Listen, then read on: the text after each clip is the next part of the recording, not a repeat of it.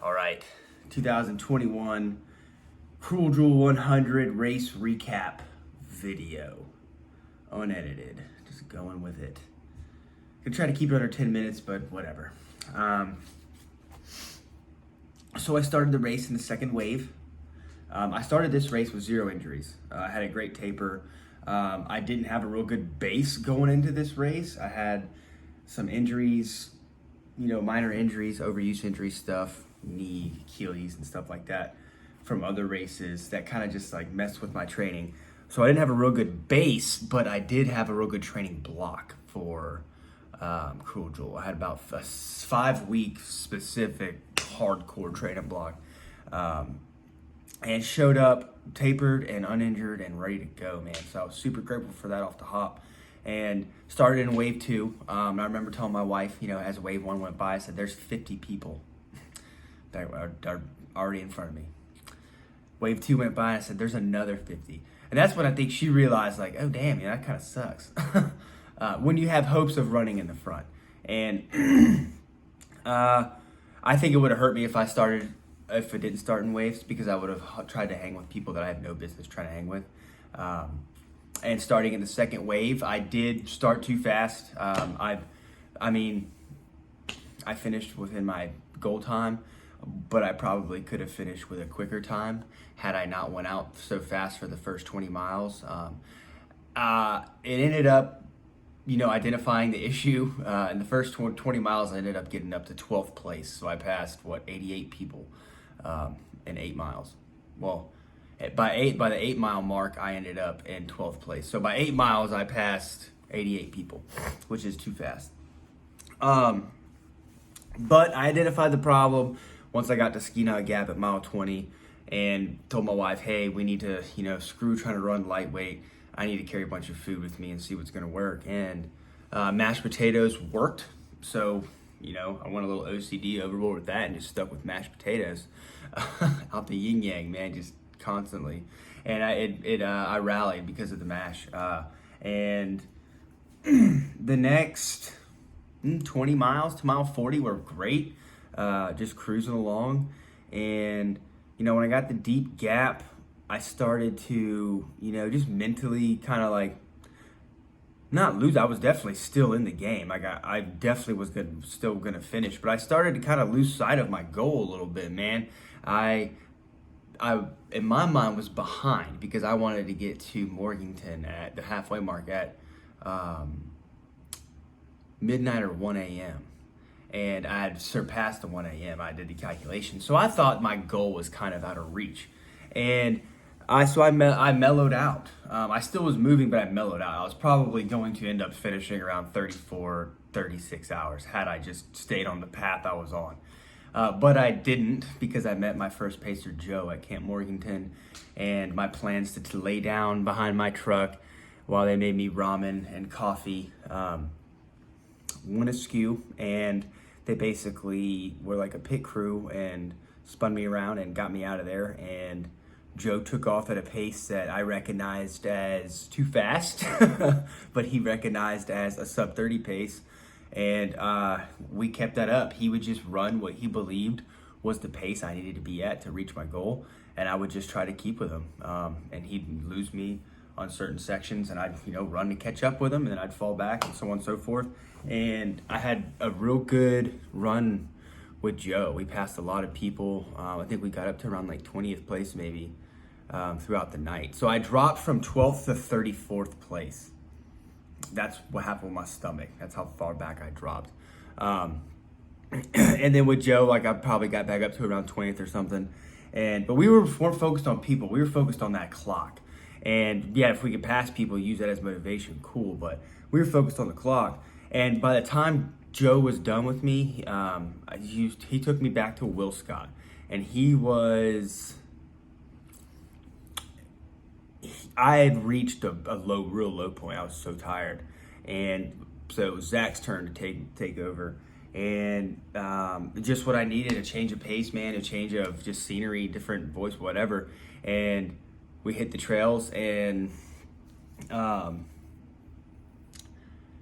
I took a caffeine pill and I chugged half a Red Bull or something, and then we hit the trails, man. And, my stomach issues started to come back because I dropped a lot of my gear because it started getting hot. And I dropped my Vitargo, which is like a concentrated carbohydrate drink. And as soon as I stopped taking that is when I realized that my stomach started going south. And then, Zach said it too. He was like, you need a different type of carbohydrate in besides potatoes or whatever. And he gave me honey, and just even a little bit of honey made me feel almost instantly better, man. And we would go probably 2 miles good, and then, I'd start puking and then have to slow down.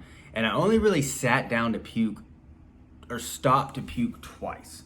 And that was once to try to make myself puke, which was impossible, nothing would come up. And then a second time to actually puke. But Zach was real good at keeping me moving and without like being a jerk about it or anything.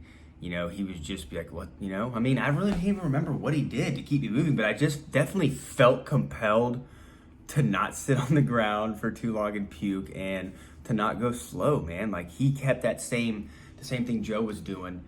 He would just keep the lead at what he believed was the pace I needed to be at. And I could tell when I would fall too far back because you could see like, not the frustration, but just the worry. Like these people were invested in my goal and in my day and in this amazing just event in my life.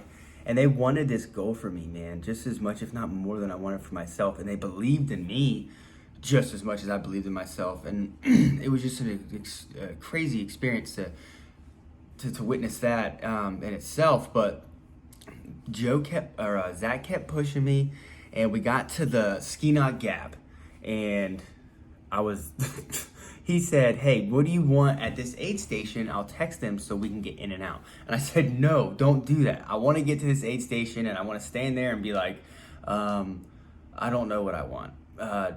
Give me a Coke. I don't know. Try cooking this. So I could have a second to chill out and sit in a chair. And he was like, okay, fine. All right, I get it. I understand that. And we get to the aid station, and within probably 2 minutes, I sat down in a chair. Joe's like, raise your arms. I raise my arms. I take my vest off. I take my shirt off. He's like, stand up, and pins my bib to my shorts now. And they got rid of everything that I didn't need weight-wise and picked me up, spun me around, and pushed me out. Like within like 120 seconds, 2 minutes, I was out. And I remember being like, what the heck, man? Like, I'm not ready to get out of here.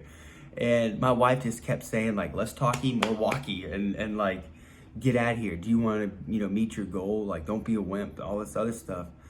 And if it wasn't for them pushing me out, literally, and I wouldn't have made it. But so Zach and I, we leave Skeena in a hurry, like I said. And I leave with another Red Bull, and I'm trying to drink it. It's not working. And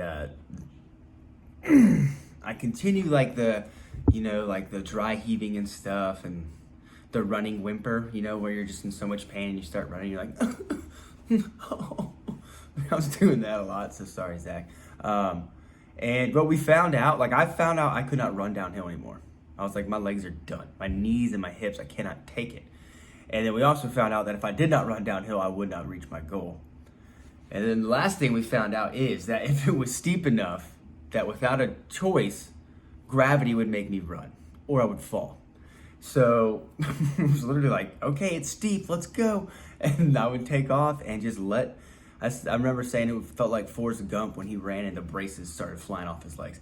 I just took off running, and I remember thinking like, dude, if it's gonna break, it's gonna break. But I need to meet this goal, and I'm so close. And it was a point of like no return. Like I was willing to blow out an Achilles, a quad, whatever would happen to someone who shouldn't be doing that. That's late in a race. We all decided, hey, this is worth it. Let's go. You know what I mean? You're not gonna die. And so Zach and I took off, and we got to Wolf Creek. When we got to Wolf Creek, we were pretty adamant about me making it, and like we got this. As long as we stay steady, we got this. But the climb into Vogel the climb before the descent into Vogel was longer than we had anticipated, man. And I mean, it felt longer, obviously, because I was so dead and we had 90, 100 miles on my legs. And that clock started slipping away, man. And that goal was getting more and more out of reach. And the longer that climb went on, and I remember Zach said, dude, there's the descent right here. We need to go now. And I just, with everything I had, I just picked it up and ran, and we ran down that descent. Again, like I felt like I couldn't, but we did. And I remember Zach even said, like, because I was doing that running whimper, like, and he was like, just forget about it. And I'm like, I'm trying. And I'm just making noise, man. Sorry. And he was running up ahead of me, just yelling at everyone, because we passed probably 3 or 4 people in that last 2-mile descent into Vogel, 1.5, 2-mile descent or whatever. And Zach was yelling, heads up, we're coming by. He's trying to make sub 30. We got 2 minutes. And we passed, the last guy we passed, like he heard us and he took off running too, right? And come to find out, so all right, so we're running, right? And we're running down this descent into Vogel, just like all out, super unsafe. Like it doesn't matter anymore. I have minutes. And Zach's like, when you hit that hardball road in Vogel, when you hit the campground, you need to throw down a sub 7-minute pace to make this.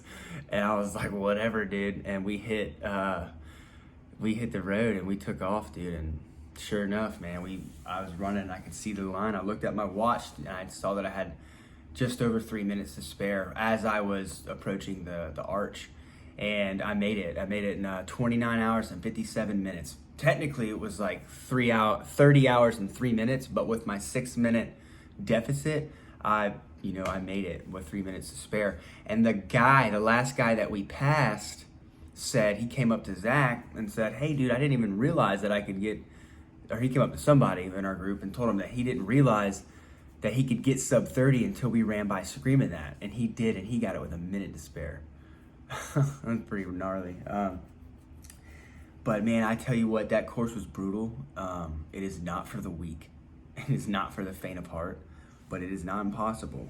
You can get out there and you can do it, and you can get out there and do all types of crazy stuff you didn't imagine you could do. And just surround yourself with people, man, who are like-minded individuals. At least, I mean, my group of trail run friends, we're probably the most different politically and life-wise. I mean, there's so many different facets of life, religions and stuff, and it seems like no one really even cares once we're on the trail, and we all hang out outside of trail stuff. And it's just such a beautiful world, man. Such a big melting pot of amazing human beings. Just tough folks, man. I saw a girl out there running in sandals. And she was right behind me. But anyways, man, that's it. Cruel Jewel 2021 race recap. It was the best 29 hours and 57 minutes of my life. I bonded with every one of those individuals, and most importantly, my wife. We bonded. Every time we do something like this, we bond on a new level, and we get closer and closer. And to have my mother out there with me to experience that with her for the first time was, there's no words for that either. I'm just so overwhelmed with all the people in my life, all the support, and dumbass events. I am sticking around. I'm gonna keep running y'all's races, man. Y'all gonna get to know me. I love your events and the volunteers. Deep Gap gets my vote, man. I'm sorry. That aid station was on point and raging, and they were there when I needed. You know what I mean? I don't know. Everyone gets that aid station, I feel like, in their race, and that was the one that like picked me up when I was down twice, and fed me more broth than was probably healthy for a human being.